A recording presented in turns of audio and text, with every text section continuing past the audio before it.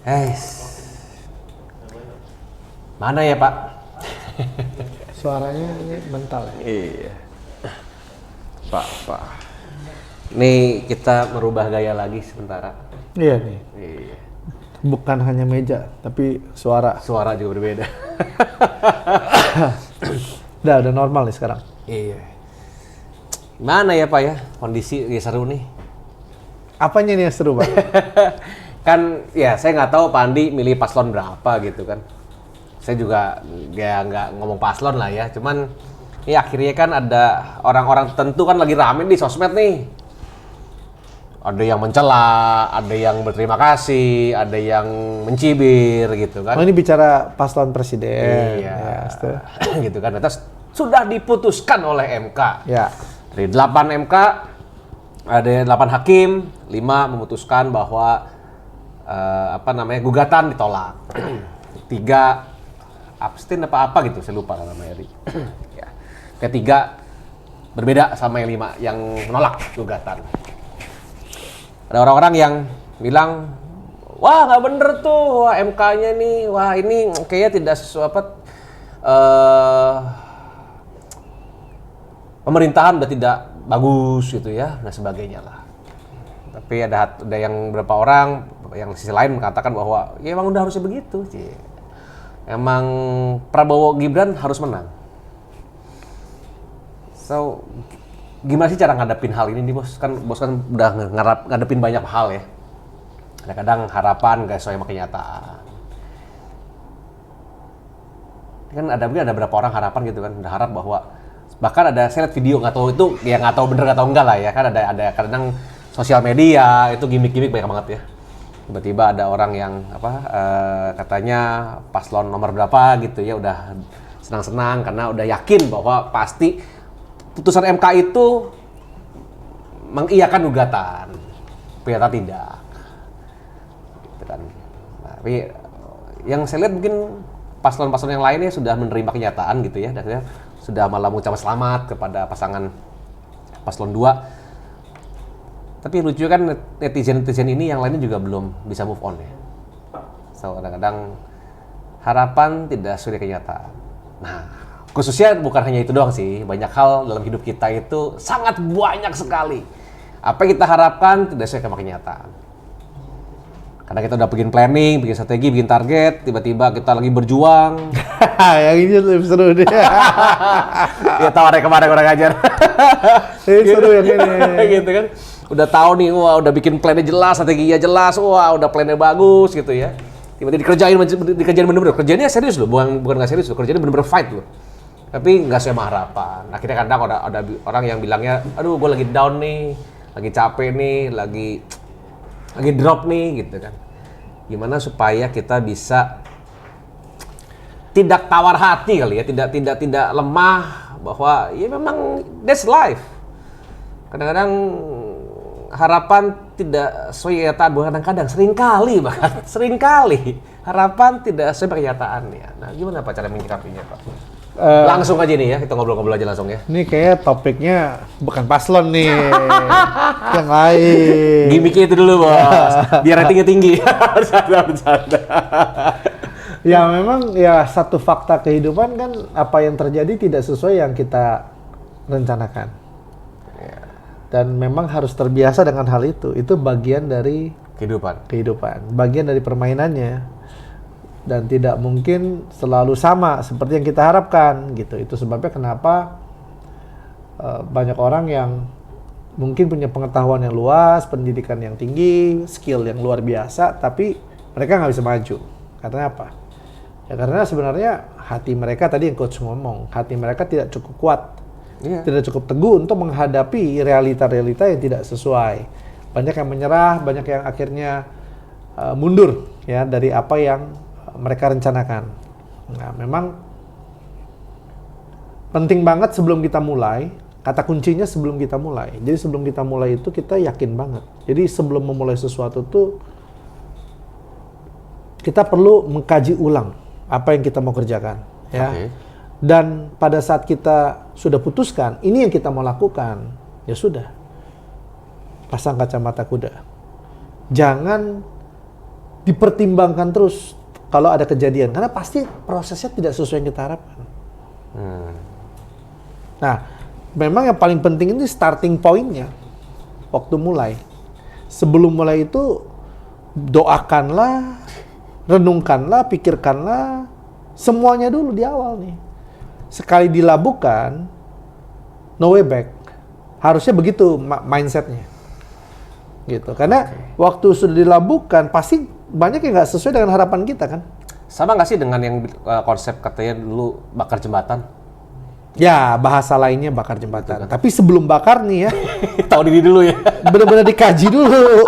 Tiba-tiba berlabuh tenggelam, stres lo bisa balik. Nah, tapi kalau sudah dikaji, sudah diputuskan, please jangan lihat kiri kanan, ya. Nah, kadang-kadang kan orang suka lebih banyak memproses ya, kalau bahasanya coach, memproses kenyataan-kenyataan yang diterima.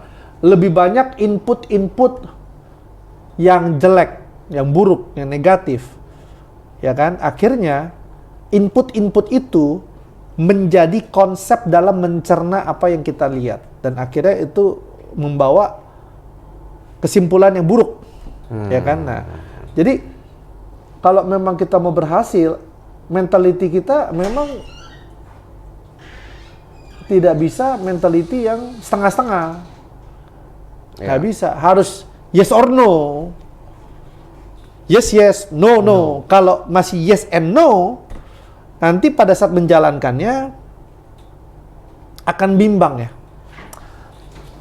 Akan ragu dan akan buyar gitu. Ini kalau ngomong target dan ini ya, target dan ya goals lah ya. Bahwa kalau ini seandainya saya sudah berlabuh gitu ya, tidak ada jalan balik, saya harus bagaimana caranya, walaupun tidak sesuai harapan, ya tetap keep doing it gitu kan. Betul. Nah, pertanyaannya Pak, kalau kayak misalkan ya anggap lagi masuklah kayak pemilu gitu kan, kayak kali ini juga sambung sedikit ya, pemilu nih. Pemilu lagi nih. Kan banyak kecewa nih. Banyak kecewa lah, pasti banyak kecewa lah. Dan sulit untuk berbesar hati menerima keputusan MK. Itu gimana, Bos? Kalau tadi konteksnya target. Yes. Kalau ini sudah diputuskan. Konteksnya apa ini? Konteksnya adalah ya sudah kan tidak sesuai harapan. Tidak sesuai harapan. Tetap bisa menerima kenyataan, mesti punya hati yang besar ya. Bahwa oke, kenyataan sudah berubah, kenyataan tidak sesuai harapan saya. Tapi tetap saya harus terima. Kalau nggak pindah warga negara, Bos. Gitu gak sih? Ya memang begitu. Ya kalau misalkan nggak mau terima putusan MK ya pindah warga negara. Betul. Gitu kan? Betul. Atau bagaimana, ya udah deh saya terima dan saya tetap menjadi warga negara Indonesia yang baik. Itu mesti punya hati yang besar loh. Apa enggak? Gini ya, ada hal yang di dalam kendali, ada hal yang di luar kendali. Setuju. Oke. Pusatkan, fokuskan energi kita pada hal yang dalam kendali. Menarik. Ya. Karena gini, kalau itu di luar kendali, arti itu bukan bagian kita. Setuju. Itu bukan porsi kita. Iya. Jadi, buat teman-teman juga yang mungkin saat ini, seperti yang Coach katakan tadi ya, kecewa gitu ya, tidak sesuai harapan. Menurut saya coba dikaji ulang, kalau itu di luar kendali, mohon move on aja. Artinya itu bukan bagian Anda untuk memutuskan, bukan bagian Anda untuk memikirkannya ataupun menyesalinya. Karena bukan bagian Anda.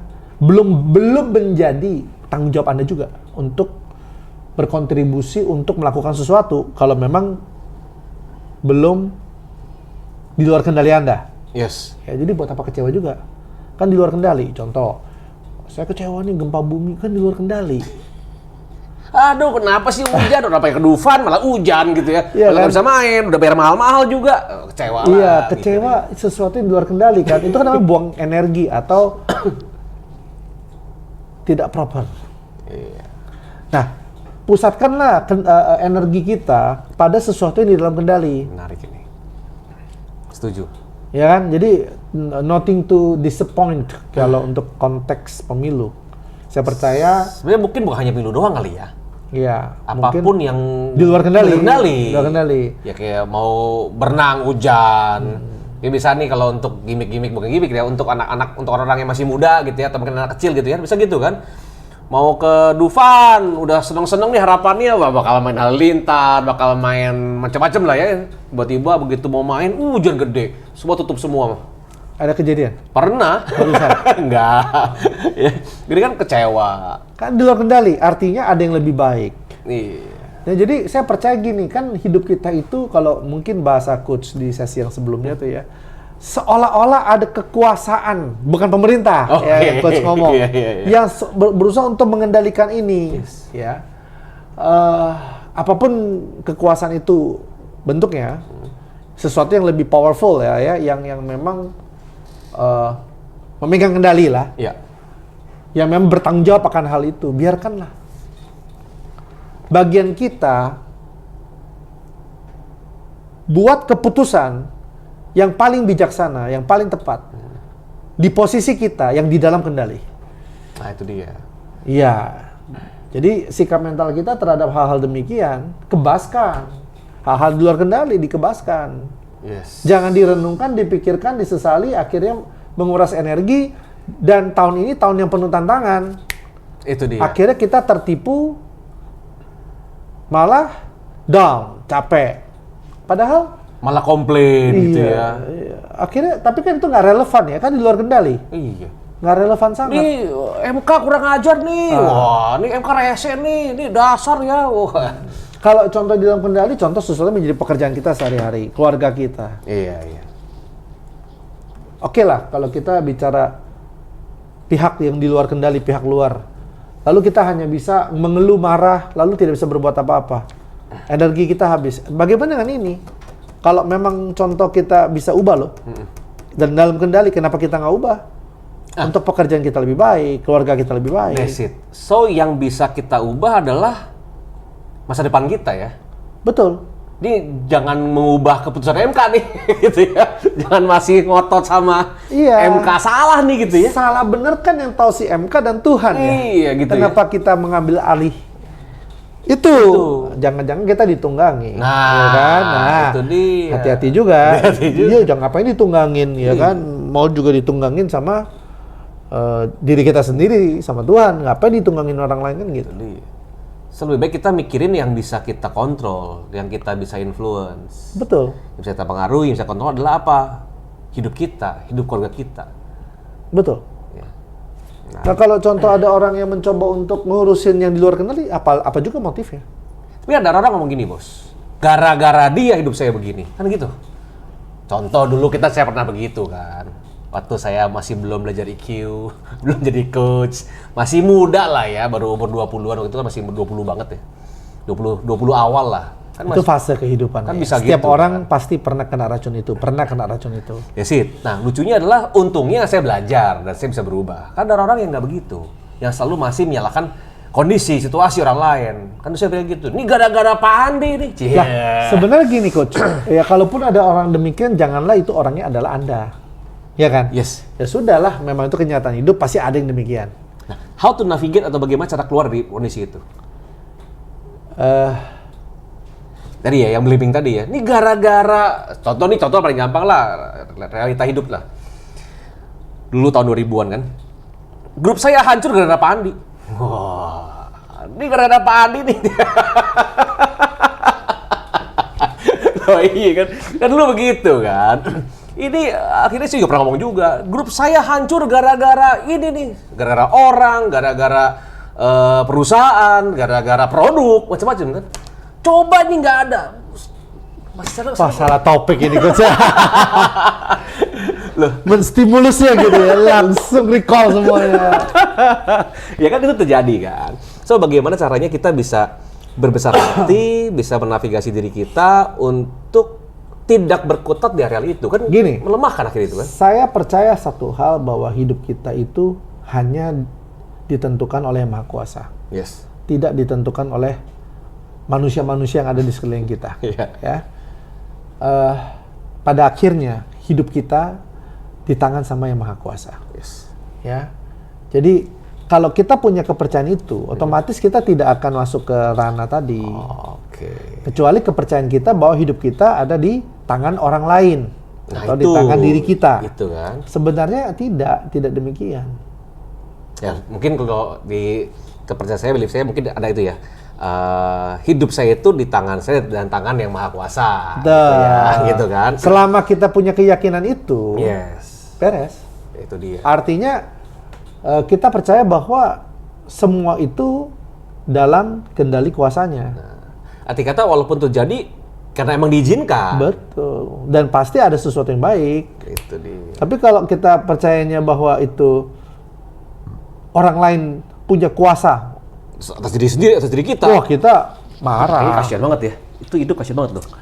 Kalau kita selalu berpikir bahwa saya itu, ya contoh kalau dulu saya pikir, ini gara-gara bos Andi nih, berarti hidup saya di tangannya bos Andi loh. Betul. Gila banget ya. Betul. Artinya saya punya kuasa atas hidupmu. Iya, waduh, jangan coba-coba dong. Iya, tapi kan sudah kamu serahkan. Itu dulu. Dari pernyataan kamu. Itu kan? Iya. Betul ya? Iya. Ini kalau apa ada orang-orang ngomong bahwa gara-gara dia hidup saya begini, berarti hidup ya dia dikendalikan orang itu. Betul. Wah, amazing. So coba dirubah ya. Otaknya dirubah itu loh, dicuci otaknya. Supaya hidupnya bukan di tangan orang lain, tapi hidup saya tangan saya loh, di tangan Tuhan. Betul. Harusnya begitu. Ini menarik. Ini asik. Setuju, itu pola pikir yang benar. Betul. Betul. Tiba-tiba dapat ting. Sadaran gitu ya bahwa itu dia, jangan sampai kita selalu bilang hidup kita begini gara-gara orang ini, gara-gara kondisi ini, gara-gara barang ini gitu loh. Lah, contohnya coach, hari ini biasanya kan kita akrab ya, dekat ya. Dipisahkan oleh meja yang cukup besar. Lalu apakah ini akan menjadi penyebab kenapa hari ini bongkar ditiadakan? Oh enggak dong. Tergantung siapa? Diri kita. Karena Karena kita punya influence dan kita punya pengaruh dan kita punya kontrol. Kita bisa buat keputusan kan? Setuju. Gitu. Oh, ini amazing. Jadi sebenarnya kan kendali bukan di tangan orang. Betul. Bukan situasi juga, bukan kondisi juga. Sama halnya kalau kita mau bahagia, kita mesti punya persepsi itu ya. Contoh kemarin, ini emang baru kejadian juga, enggak lah, a few months ago lah. Ke Dufan, mau main ini, main itu, udah planning tuh anak-anak sama saya udah planning. Oke, abis pertama masuk kita masuk dulu main ini, wah gitu ya. Begitu Emang masuk, masih menikmati coach? saya jujur ngomong, Masih. udah gak berasa. Kok kayak antusias banget sih ngomongnya? Karena anak seneng kan gitu. Hati serang bapak. Ciwes. Begitu. Jadi pada saat udah planning nih, wah main ini. Begitu masuk ke sana, pertama boleh main. Kedua hujan gede. Cancel semua. Jadi uang kembali. Anak-anak udah, wah hujan ya, bayar mahal ini sebagainya. Untungnya kan beli tiket terusan buat 6 bulan. Jadi 6 bulan mau pakai kapan aja bisa. Cuman tapi kan, ya kan udah suruhin waktu, anak-anak gitu kan. Akhirnya saya ajak mereka nongkrong di restoran, di dalam Dufan. Kita ngobrol di situ. Main game, ketawa-ketiwi. Terus saya bilang sama dia, untung hujan ya. Kita bisa main game bareng-bareng. Itu bapaknya untung kalau makan. Shit. Hobi makan juga. Tapi saya bilang, akhirnya bisa ngobrol, main game bareng. Dan mereka fun juga, senang juga. Karena itu ada kontrol dalam hidup kita. Bukan karena situasi, akhirnya menyalahkan kondisi, menyalahkan situasi gitu kan. Betul. Wah. Jadi kita harus believe it or not ya. Kalau ada dulu ada satu acara namanya believe it or not. Tahun umur ya nih. Iya, believe it or not. Ya kan, bahwa memang sebenarnya hidup kita itu ada di dalam kendali yang maha kuasa. Jadi aman dong. Selama kita melakukan yang benar dan berespon benar. Ya. Ya nggak aman kalau kita melakukan yang salah dan berespon dengan salah. Gitu. Apalagi saling menyalahkan. Saling menyalahkan, lebih parah lagi. Oh yang bisa lagi nyalahin yang di atas lagi. Nyalahin Tuhan gitu ya. Wah, itu kayaknya seru tuh. So, saat tidak sesuai harapan, sesuai kenyataan, kita lakukan yang bisa kita kontrol. Bagian kita. Kita bisa lakukan di bagian kita lah. Nggak perlu lakukan bagian yang nggak bisa kita apa-apain juga. Ya, ngapain? Bawa waktu, bawa energi, gitu ya. Akhirnya malah nggak jadi apa-apa, nggak capek apa-apa juga. Betul. Dan akhirnya hidup kita tangan dia, bukan tangan kita. Betul. Cakep. Ya, asik ya. So, jadi kalau buat teman-teman yang masih Belum move on. belum move on gitu ya, apalagi kalau teman-teman yang masih muda gitu ya, mungkin nembak pacar ditolak gitu ya, nembak calon gitu ya, pengen tembak ditolak juga. Lain kali jangan tembak lagi loh. Nah, Biar nggak ditolak. Tunggu ditembak aja. ditolak aja ya. Waduh. Salah juga ya. Itu kayaknya seru juga caranya gimana ya. Kita pikirin dulu baik-baik. Ya, so, ya apapun terjadi, memang hidup itu harapan jarang sekali sesuai dengan kenyataan. Iya, karena gini loh coach, kan lalu harapan itu dari siapa, dari mana? Yang kita buat itu loh, dari siapa? Dari mana? Kenapa harus terjadi? Berarti bisa nggak Kenapa memang siapa yang mengatakan rumusannya bahwa harapan kita, skenario harus kita? sesuai kenyataan? Kenapa? Apa alasannya? Apa dasarnya? Nggak ada sih. Nggak ada juga kan coach. Nggak ada. Tahu dari mana harapan kita itu paling benar? Nggak tahu juga. Iya, kenapa kita menyesali? Ya istilahnya kalau walaupun Iya kan? Kan kita pernah ngomong dulu kan, if we fail to plan, we plan to fail. So, Betul. jika kita gagal dalam buat perencanaan, sama saja kita sedang berencana untuk gagal. Betul. Itu betul kondisinya. Jangan dibawa-bawa ke arah sana, karena kita tetap mesti plan yang benar. Wajib. Kita punya planning yang baik, kita punya strategi yang Semakin baik. matang, kita akan menjadi seorang planner yang semakin baik. That's it. Walaupun belum tentu sesuai kenyataan. Sesuai harapan. Betul. Yes. But we must do something. Ya tetap kita harus punya plan dong, plan yang terbaik. Kalau tidak sesuai harapan, bagaimana caranya kita berespon? Contoh tadi pagi, coach. Apa nih? Singkat cerita ada proyek. Ngomong proyek seger kata saya. Iya. Lalu saya harus survei dong. Iya. Baru semalam saya diajak survei. Jadi mendadak. Karena katanya butuh view dari saya. Saya luangkan waktu. Jalan, baru di dalam tol, mobil saya mogok. Nggak pernah mogok. Luar biasa. Itu mobil langka tuh. Bukan yang itu ya, satu lagi. Oh, itu lagi, bukan mobil yang legend. Hah? Bukan yang legend itu. Bukan yang legend mah, nggak ada masalah. Satu lagi. Mogok. Wow, udah gelisah semuanya. Memang nggak sesuai harapan, tapi bukan berarti kita harus marah kan? Yes, nah itu dia tuh. Memang nggak sesuai, tapi bukan berarti nggak ada cara lain saya berangkat kan? Dan juga bukan berarti kita harus marah. Betul. Atau menyalahi keadaan gitu ya. Singkat cerita, diatasi dengan baik. Sampai sekarang saya masih mogok sih. Iya, banyak cara. Tadi saya suruh sopir saya yang kedua, suruh bawa montir. Montirnya udah cek, tidak bisa. Jalan juga. Enggak, dicek tidak ada masalah katanya. Dia nggak bisa temukan, sudah dikonsulkan ke pusat. Akhirnya diderek keluar pintu, katanya diderek sampai tempat ini dia dibayar sekian. Tiba-tiba waktu udah deal, harga berubah. Oh, biasa itu, Pak. Lalu dibawa diderek keluar pintu tol, hilang dereknya. Wah, akhirnya diderek sendiri, ya kan? Dan sampai sekarang belum nyala juga sih. Jadi nggak sesuai harapan. Tapi bukan berarti saya gagal berangkat loh. Tetap bisa saya kondisikan untuk berangkat kan. Karena itu with our control. Iya, dan di dalam kendali kita dengan pengatasan yang terbaik. With our control, yes. Dan kita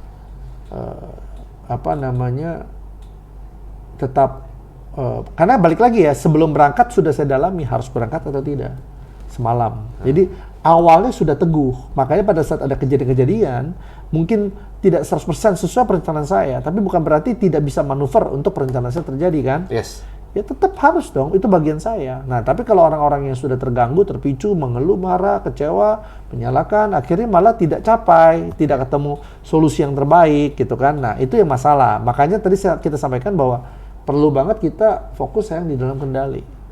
Itu dia. Nah, jadi kalau dalam teori yang saya pelajari namanya locus of control. Karena kita ada beberapa hal yang bisa kita kontrol, ada beberapa hal yang bisa kita influence, ada beberapa hal yang kita nggak bisa kontrol, nggak bisa influence. So, yang kita fokuskan adalah pada fokus pada yang bisa kita pengaruhi dan bisa kita kontrol. Betul. Kalau kita fokusnya sama yang tidak bisa kita kontrol, tadi yang Pandi bilang, yang bisa dibilang wasting energy, wasting time. Jelas, hari ini secara plan ya pasti ada banyak yang terganggu ya. Betul. Tapi selama saya kemarin putuskan di awal itu sudah buat keputusan yang saya proses, saya cerna, saya dalami itu yang tepat yang harus saya lakukan. Ya sudah dong, jangan mundur dong. Setuju. Dan sebenarnya akhirnya setelah kita kaji ulang lebih dalam lagi, semua hal yang terjadi itu bisa kita pengaruhi dan bisa kita kontrol. Gak semua, tapi most of. Dari emosi kita, dari perilakunya kita, gitu kan? Betul. Karena contoh tadi Pak Andi bilang, Bos Andi bilang, kondisinya tidak sesuai harapan, cuman tetap bisa capai goals kan? Tetap nyampe sana juga. Nah kalau orang yang hatinya lemah, Nah, udah malah terpenjara dengan perasaan mengeluh, perasaan marah, perasaan kecewa, perasaan tidak puas, malah berhenti di situ, malah tidak jadi kreatif atau bahkan untuk ngomong gini, menyelesaikan masalah. atau ngomong gini, wah ini kayak tanda nih proyek gak bagus. Kan dia ngomong gitu tuh, sering begitu. Iya. Ini kayaknya sign nih, ini nggak boleh ambil proyek ini nih. Ini kayaknya Enggak nggak sih, bagus. saya akan ambil sih. Karena ada orang ngomong gitu kan. Iya. Tanda-tanda yang dibuat-buat sendiri gitu. Mitos masuk. Mitos, iya akhirnya. Masuk mitos. Karena hatinya nggak kuat. Nggak teguh. Jadi memang penting banget. Ini juga buat teman-teman yang khususnya anak muda nih. Iya, ide banyak, hasrat besar, tapi pada saat berhadapan dengan kenyataan, langsung drop, ciut langsung nguap, langsung kayak gembos. Nah itu mental. Karena waktu mereka melihat kenyataan dan fakta tidak sesuai kan. Harapan, iya betul. Dan mereka skillnya oke, wawasan oke, pengetahuan oke, tapi untuk ini nggak terlatih, sehingga mereka tidak bisa melewati ini. Nah gimana melatih mental ini Pak? Ya balik lagi, balik lagi, saya selalu kasih saran gini. Step pertama adalah sebelum memulai sesuatu, make sure dulu apa yang kita mau kerjakan itu memang sudah kita yakini dan benar, dan sudah kita kalau perlu konsultasikan. Kan masih coba-coba, Bos, sama masih hidup, masih muda. Enggak dong. Kita coba-coba dulu dong. Ya. Coba dulu deh, Kalau yang nggak punya privilege, ya mau coba begitu silakan. Kalau yang punya privilege nih, yang memang contoh punya mentor ataupun di keluarga ada orang-orang yang lebih senior, jangan deh. Saya salah satu contoh yang buruk ya. Jadi dulu tuh saya punya keluarga. Keluarga saya ini salah satu keluarga saya, tante saya ini seorang pengusaha, ahli keuangan. Waktu pertama kali dia menceritakan kepada saya tentang bagaimana saya harus mengendalikan keuangan, saya remehkan. Nah, tantenya aja nggak bisa mimpin kali. Gitu. Kalau saya kan bisa mimpin orang, kenapa harus saya kerjakan semua sendiri? Gitu kan. Lalu waktu dia mencoba untuk share ke saya konsep-konsep kerja dia, saya abaikan. Itu mah hitung-hitungan gampang. Yang paling sulit kepemimpinan, mimpin orang itu challenge. Kalau uang gampang. Akhirnya saya gagalnya di perusahaan saya itu area keuangan. Nah itu kan konyol sayanya. Padahal ada mentor-mentor yang Tuhan izinkan ada di sekeliling saya. Saya tidak pakai. Gitu kan. Itu bodoh. Akhirnya saya di area ini agak lemah dan tidak pada saat usaha berkembang di area ini kena problemnya. Nah itu kali ya, jadi kita juga harus ada mentor juga dan kita percaya sama mentornya. Jangan juga gampang tiba-tiba, kalau ini kan mentornya gitu sudah teruji kan, udah sukses juga. Sometimes kita bisa berpikir lain, itu mah hokinya dia aja lagi bagus. Iya, balik lagi kan tergantung kitanya ya. Iya. Kalau misalnya contoh kitanya lebih teachable, mau belajar, lebih rendah hati. Lebih mendengarkan, kita kan bisa membedakan kok ini yang matang, ini yang tidak. Nah, itu dia. Kalau yang matang kita ikuti dong. Setuju. Cuma waktu itu kan sudah egonya saya. Masih muda. Hah? Masih muda. Ya nggak harus, kalau gitu kan orang muda harus gagal terus dong. Iya, juga dong. Ya. Tapi karena banyak orang bilang gagal itu ibu dari kesuksesan. Iya juga. Namun kalau misalnya kita bebal, jadi contoh. Itu dia. Kalau gagal karena kita mungkin masih belum pengalaman, masih bodoh. Tapi kalau terus-terusan gagal di lubang yang sama, wah keledai itu. Bahasa kasarnya gitu ya. Somasi. Ya kan? Iya kan, gampang tiba-tiba yang ada kalimat itu malah viewersnya paling banyak. Loh iya, ngomong apa adanya aja gitu kan. Ya kalau misalnya gagal belajar, bagus. Dia gagal belajar, bertumbuh lebih baik, itu bagus. Tapi kalau gagal melakukan hal yang sama terus. Gitu aja kan. Iya. Dia kan belajar kesalahan. Ternyata bapak ini tersenyumnya banyak tapi lebih pedas dari saya. Enggak lah, saya ngomong apa adanya aja. Gitu ya Mas ya.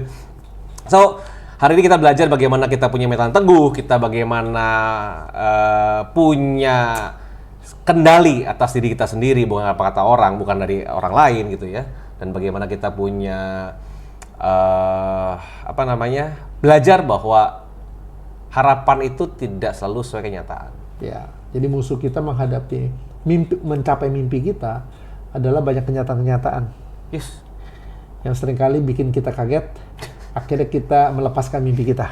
Itu dia. Jadi saya mendorong buat teman-teman yang punya mimpi yang besar, kalau masih banyak kejadian yang mungkin mencoba untuk memadamkan semangat kita, jangan izinkan. Ya, itu bagian dari proses. Jadi ingat lagu tuh, lagu The Massive. Apa? Jangan menyerah. Yeah. Itu ada lagu ya. Jangan menyerah. Gitu kan. Berjuang terus lah, jangan mental tahu gitu ya, cuman diteplok sekali hancur gitu kan. Berteguh lah ya. Ya, mental yang teguh. Berjuang benar-benar. Ada satu quote yang cukup menarik sebenarnya. High expectation become high disappointment. Betul ya. Harapan yang terlalu tinggi bisa mengakibatkan kecewaan yang besar. Kalau tidak mampu dikelola dengan bijak ya. Nah itu dia. Tapi kalau dimengerti secara utuh, tidak demikian. Nah gitu. Karena pengharapan itu harus membuat kita semakin semangat ya. Oke. Gitu ya.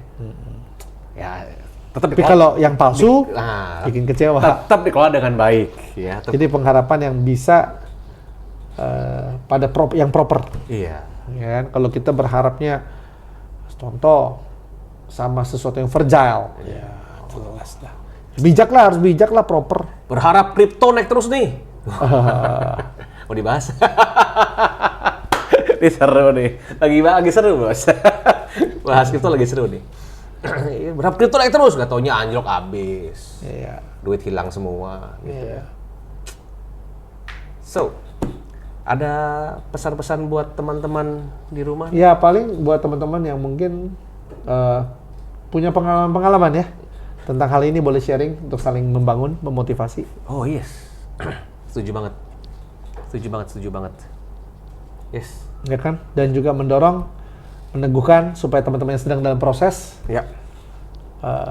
Bisa terinspirasi ya, Yes, untuk mencapai mimpi-mimpinya. Jangan dihambat oleh kenyataan-kenyataan yang mungkin tidak sesuai harapan kita. Setuju banget. Tetap semangat. Dan jika dirasa bahwa video-video kami dari bongkar sesi 1 sampai hari ini bermanfaat, boleh di-share ke teman-temannya. Semoga kita bisa jadi berkat juga, kita bisa bermanfaat untuk banyak orang juga, agar kita bisa melewati setiap kondisi kita dengan lebih baik. Khususnya di tahun 2024 ini. Setuju banget. Ya syukur-syukur kita bisa sampai 2005, 2026. Gitu ya. Jadi bukan masalah siapa presidennya. Masalahnya adalah apa yang kamu percayai. That's it, luar biasa banget. So, sampai jumpa di sesi berikutnya. Thank you semuanya.